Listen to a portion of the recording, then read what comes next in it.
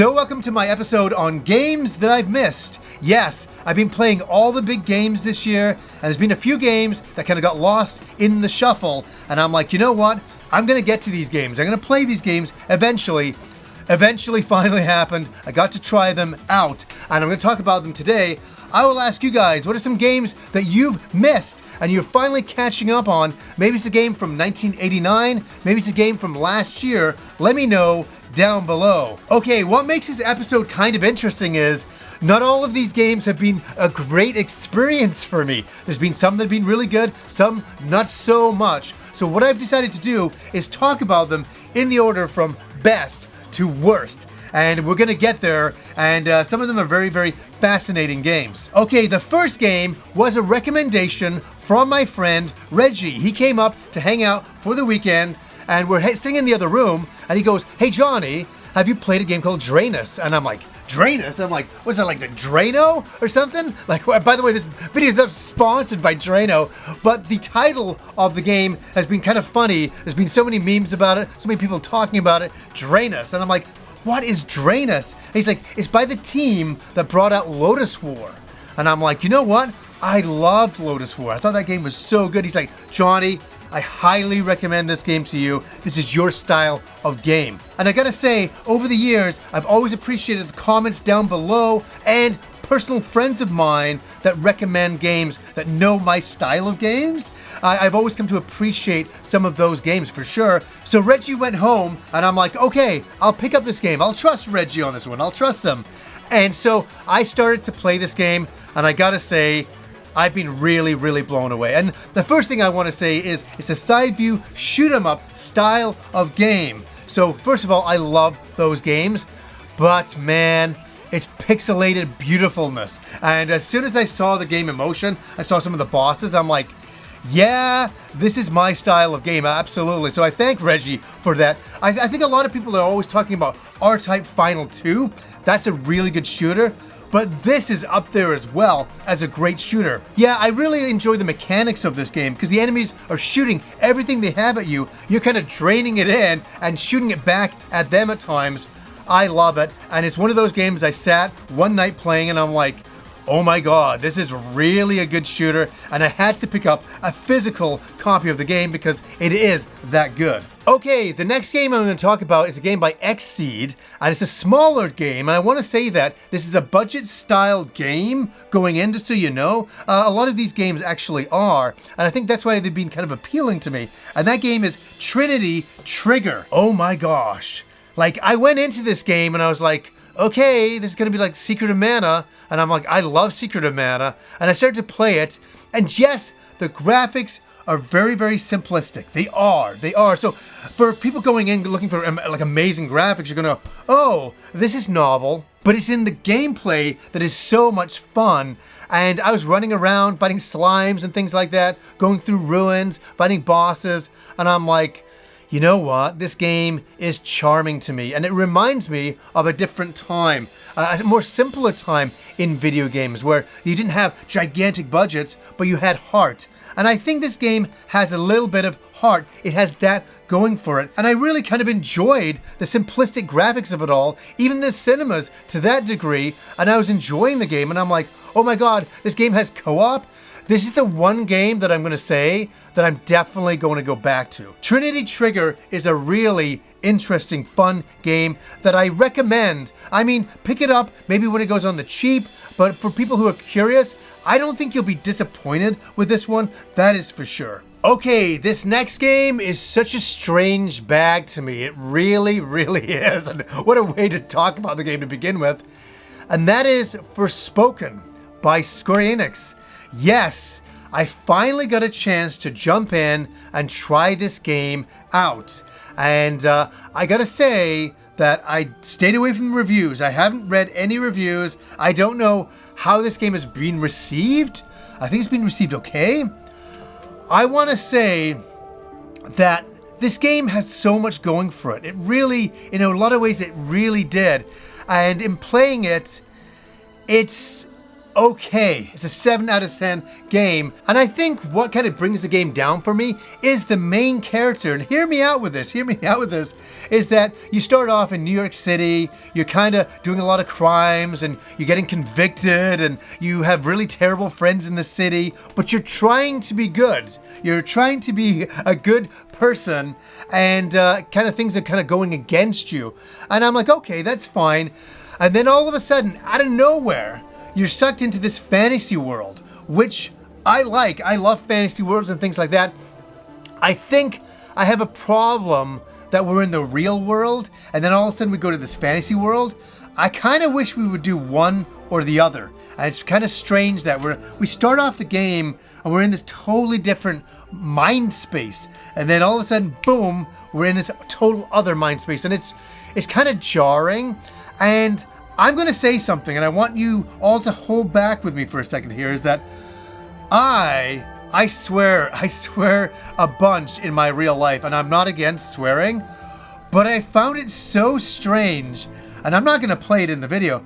The main character is swearing so much that I just almost start to laugh because it was like so over the top. I'm like, why are we swearing about everything? Like everything. You know, she's in the real world, she's swearing at things. We get to the fantasy world, she's swearing at things. She gets this kind of arm bracelet, she's swearing at that. Monsters are attacking, she's swearing at that. And I'm like, it's so funny. The F-bombs are being dropped so much that I'm like, this character's so mad about everything. I don't know what's going on and all of that. And I just couldn't really get into the story too much. I was kind of with the story in the beginning, like we're in New York City and, you know, like her friends are all really bad and things like that and all that. I was kind of like, okay, we're going to go delve into this.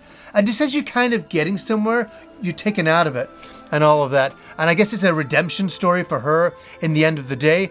But we're in this fantasy world, and I want to say the fantasy world looks great. Some of the magic and attacks you do are cool. I love running and sprinting up things. I thought that was really, really cool.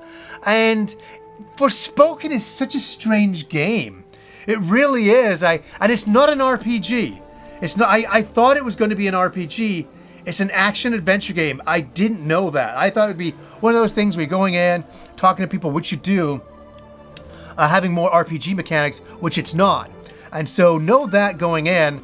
But yet, there is something appealing about the game. I do want to say that. It's not full negative. There's a bunch of things that I really thought were really great, like running around and some of the spells and monsters and the open world of it I thought was kind of fun.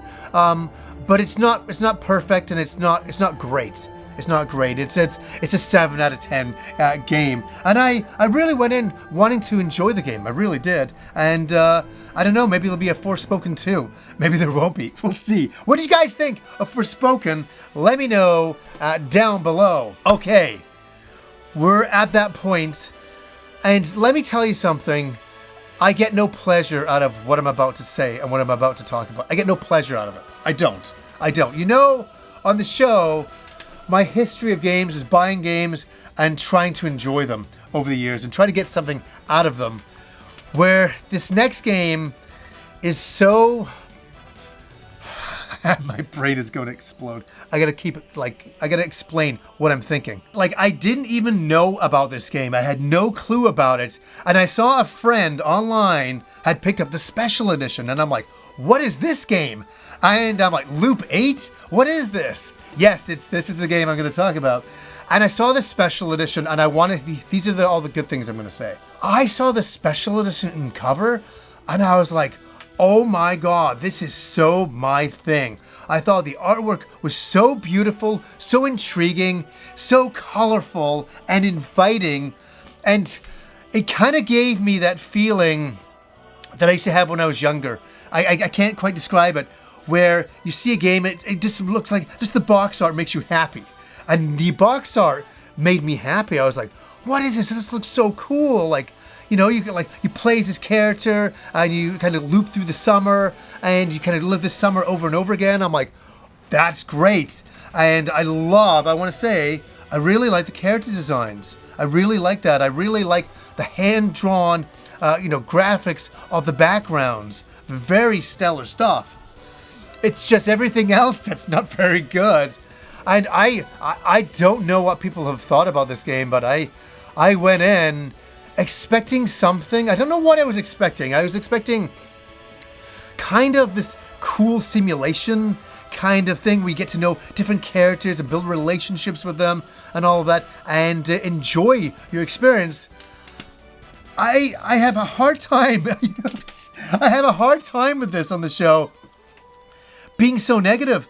I really didn't enjoy one single moment with this game. I really, really didn't. And so you play this character who's been on a space station. The space station got blown up by demons, and you come down to this town, and you get to know all of the characters, and you got to defeat the demon within 8 loops. And so you kind of live your days over and over again, this summer over and over again. And it's extremely frustrating as you get to know everybody and build these relationships and build your character up. It resets. And you do it again. And I think this is a major misstep for the game. And the characters, listen, I don't mind dialogue. I actually love digital graphical adventures. I love them. And I thought this was going to be something like that. I thought this was going to be like the Famicom detective stuff. I thought it was going to be like that. And it's not. And I found the dialogue dreary. I found the graphics at times really nice, and at other times running through hallways, I was like, I don't know if it's just the Switch version I played on, but it was chugging along. And I'm like, this game does not feel finished. This game is just not working in so many regards, and it has everything going for it. And it really, I'm going to say it, it breaks my heart. It does. Because I saw this game and I'm like, this is every single thing that I think I'm going to enjoy. It's going to be a graphical adventure game. I get to, interact with anime style of graphics, characters, and explore this beautiful Japanese village town area. And I get to go into restaurants, and there's little arcades there. I thought this was really going to be an adventure. And it was a chore. It was such a chore that I felt my brain was looping and that it wanted to shut off while playing this game. And I really get no pleasure. I'm not gonna like bash on this game anymore. For any of you out there who have liked it, I honestly, when I jumped into this game, I had a lot of, hyped up promise for myself of trying to enjoy it. And I could tell in the first 10 minutes of the game, I'm like, uh-oh. And I'm like, no. And I felt bad, and it's hit that point for me that this is going to be in my most disappointing games of the year award. And I'm telling you, I get no joy out of that at all. I wanted to get joy of the game out of the game, and I didn't. And I didn't think it was going to be that kind of experience. Maybe I should have done some more research about it, but I really took a gamble and I thought, I'm going to jump into this. I think this is going to be really good. And I got nothing more to say about it. I don't. What did you guys think of Loop 8, Summer of the Gods? What a title. What a title. For me, it had everything going for it, but the game had nothing going for it. And a true disappointment for me, and something that when I was playing it, I was just like, oh, darn, it hit me right here. I was like, damn it.